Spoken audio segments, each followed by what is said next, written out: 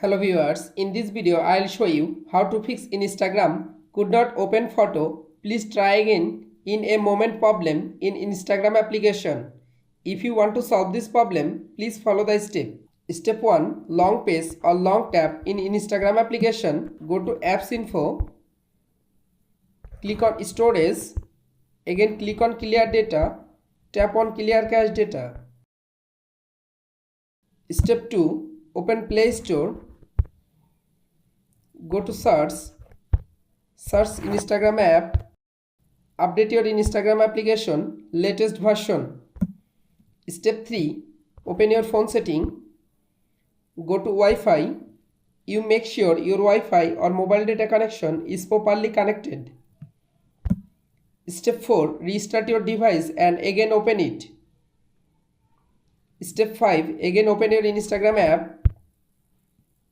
Click on plus icon. You can follow all of the steps to fix Instagram could not open photo. Please try again in a moment problem.